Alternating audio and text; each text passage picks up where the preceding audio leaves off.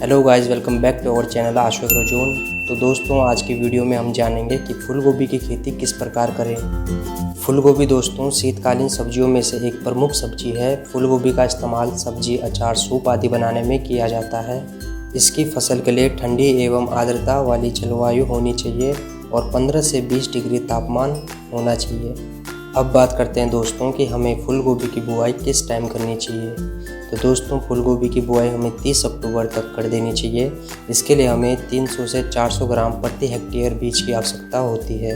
और दोस्तों, बीज बोने के बाद जब हम अपने गोभी के पौधे को अपने मेन फील्ड में ट्रांसप्लांट करेंगे तो उस टाइम हमें ये ध्यान रखना चाहिए कि जो हमारे पौधे से पौधे की दूरी है वो 45 से 45 सेंटीमीटर होनी चाहिए।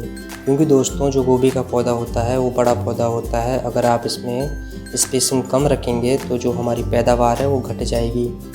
इसलिए दोस्तों, ट्रांसप्लांट करते समय ये ज़रूर ध्यान रखें कि जो पौधे से पौधे की दूरी है वो 45 से 45 सेंटीमीटर होनी चाहिए। अब बात करते हैं दोस्तों फर्टिलाइज़र की। आप इसमें फर्टिलाइज़र नाइट्रोजन, फास्फोरस एवं पोटास डाल सकते हैं। लेकिन दोस्तों, मैं आपको पर्सनली ये रिकमेंडेड करूँगा कि हमें फर्टिलाइज़र का यूज़ नहीं करना चाहिए।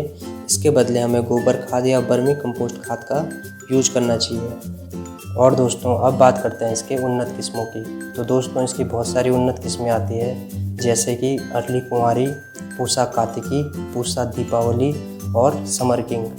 आप इन वैरायटी को अपने नज़दीकी मार्केट से खरीद सकते हैं और अच्छी पैदावार ले सकते हैं। और दोस्तों, अब बात करते हैं इसकी हेल्थ बेनिफिट की। तो गोभी हमें अपनी डाइट में शामिल करनी चाहिए, क्योंकि दोस्तों गोभी एक अच्छी ब्लड प्योरीफायर होती है और यह एल्कलाइन होती है। गोभी में क्लोरीन और सल्फर होते हैं जो कि हमारी आंतों और म्यूकस मेम्ब्रेन की सफाई करते हैं। तो दोस्तों, अगर आपको वीडियो अच्छी लगी तो लाइक, शेयर और कृषि से जुड़ी जानकारियों के लिए हमारे चैनल आशु एग्रोजोन को ज़रूर सब्सक्राइब करें, ताकि आने वाली वीडियो आपको सबसे पहले मिले।